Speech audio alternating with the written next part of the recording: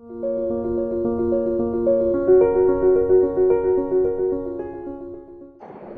school, I struggled with dyslexia. Talking. Meeting new people. Sitting still. Struggled with ADHD. Math. Weird ass childhood. I would say comparison, because I felt like school was basically a huge competition, like who had the best grades, who did the best project, and this and that. And so having all of that comparison was really hard to focus on your individual self and how well you were doing when you had all the other people that were comparing themselves with you.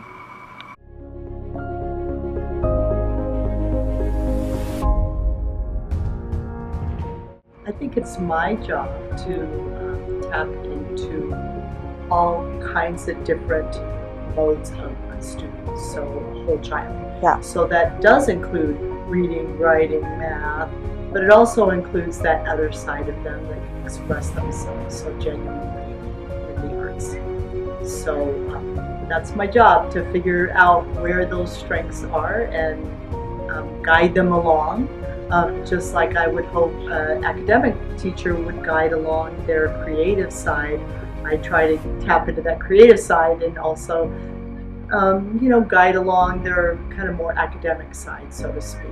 My experience with kids that really don't fit the mold of like you say, typical school education or general education is that you have to find what works for them. You have to find maybe other programs or other agencies, and basically how they learn and how they take in information and what are the services and or personnel that can best help them with to further their education. Yeah. So I find that they're usually very bright, very smart. They just don't fit the mold of a typical high school or I once taught at a school where there were a lot of troubled kids, and I would pass out a bunch of clay, and for the first 20 minutes they would just beat this clay, all the tools would go flying, and it was kind of scary because they were really troubled kids. Boom, boom, boom.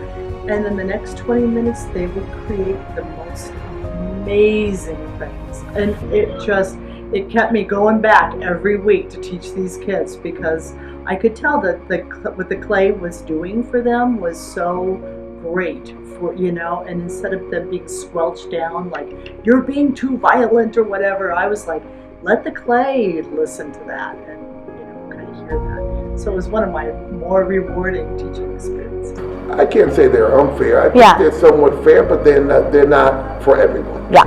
And so that's where you have to specialize it and look for schools that specialize and work with certain kids.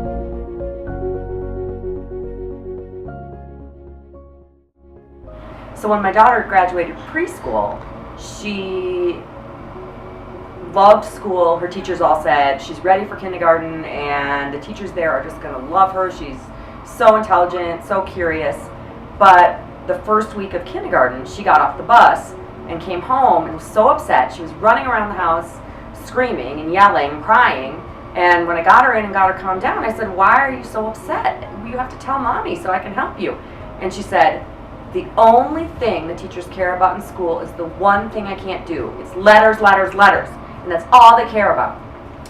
And I realized that my daughter was so bright. She could tell you every type of seed in the garden, whether it was a beet seed or a carrot seed or a radish seed. She could probably name 100 different types of seeds. She could tell you the difference between blue purple and violet in the Crayola crayon box, but she couldn't tell you the letters.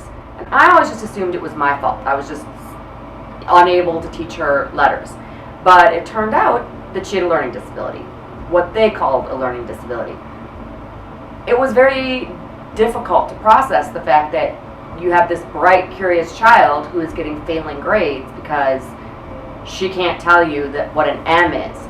And so she's getting a 1 on her report card, which is the equivalent of failing.